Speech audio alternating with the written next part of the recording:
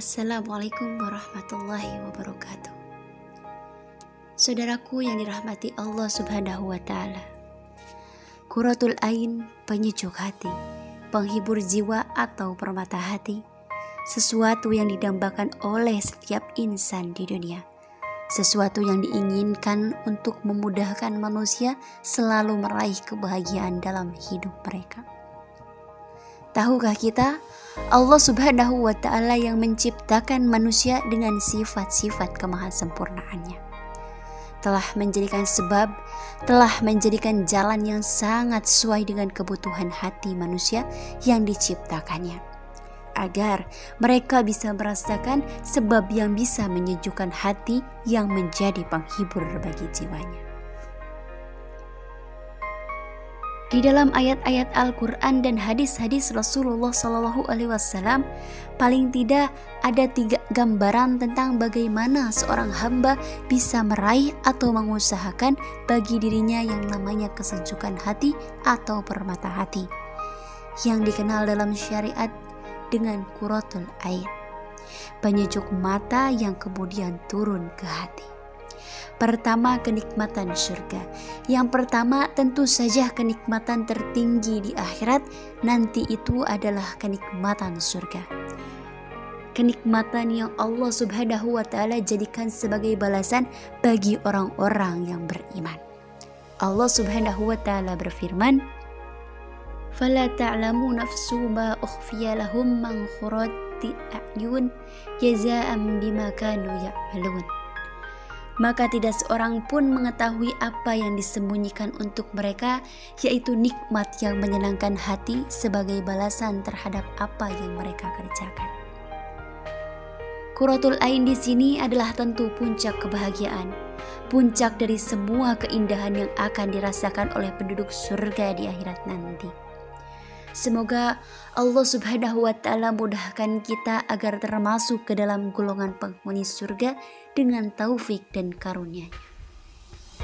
Maka dari itu, penduduk surga adalah orang yang paling sejuk hatinya, sehingga terpancar dari wajah mereka, terpancar keindahannya pada penampilan fisik mereka. Kedua, kenikmatan iman. Saudaraku yang dirahmati Allah Subhanahu wa Ta'ala, yang kedua adalah Qurratul Ain yang merupakan surga di dunia, penyejuk hati yang juga sekaligus merupakan surga di dunia, yaitu kenikmatan iman. Kenikmatan beribadah kepada Allah Subhanahu wa Ta'ala, kenikmatan ketika berzikir, membaca Al-Quran, menjelaskan, melaksanakan ketaatan padanya, belajar agamanya, belajar tauhid, serta belajar iman. Inilah yang digambarkan dan disyariatkan oleh Rasulullah SAW ketika beliau menyebutkan tentang sholat yang merupakan munajat seorang hamba dengan Rabb-Nya. Rasulullah SAW bersabda, "Wa ju'ilat qurrata aini fis shalah," dan telah dijadikan dalam sholat itu penyejuk mataku.